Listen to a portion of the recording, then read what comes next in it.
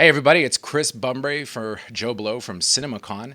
Wanted to give you guys a rundown on some of the cool horror footage that I saw here. So early this morning, Disney showed us the entirety of The Boogeyman. I'm not allowed to review it yet, but this is another movie like Smile that was originally supposed to go to streaming. It was supposed to be a Hulu movie, but it tested so well that they decided to give it the big screen treatment.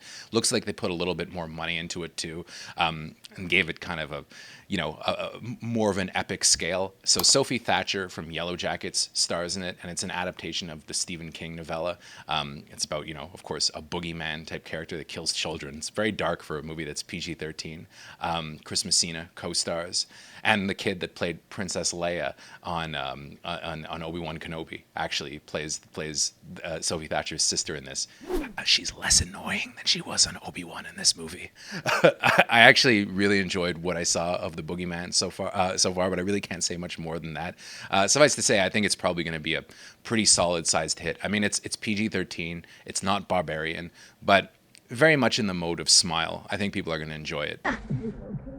Sweetheart, let me handle it. But as a horror fan, the footage that blew me away was the footage that we saw from David Gordon Green's Exorcist Believer. So that's the name of the first movie in his new Exorcist trilogy.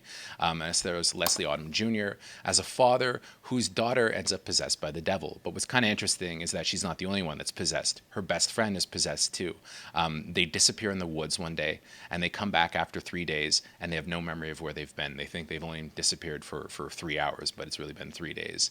Of course, they start acting crazy. Terrible things happen, and what's interesting is that Autumn Jr.'s daughter ends up carving the name Regan into her body, and of course that leads him to Chris McNeil's character, played by Ellen Burstyn from The Exorcist. Can't give away much more than that, but the trailer is really intense, kind of similar in some ways to William Friedkin's original. They're clearly trying to do with The Exorcist what they did with the Halloween franchise. I do hope it's a little bit different than the last Halloween movie, which to me went a little bit off the rails. I kind of worry when I see David Gordon Green doing trilogies, but hey, I mean, this first one looks pretty awesome, and I was somewhat blown away by the footage, and Leslie Odom Jr. looks like a pretty solid leading man in this. And no, he's not playing a priest. So that's definitely something to be excited about. Jason Blum also came out, and he teased that not only is Megan getting a sequel, which has already been announced, but it looks like The Black Phone is also going to be turned into a series. So go figure. I didn't know. I loved Black Phone. I saw it here at Cinemacon last year, so I'm excited to see more of that.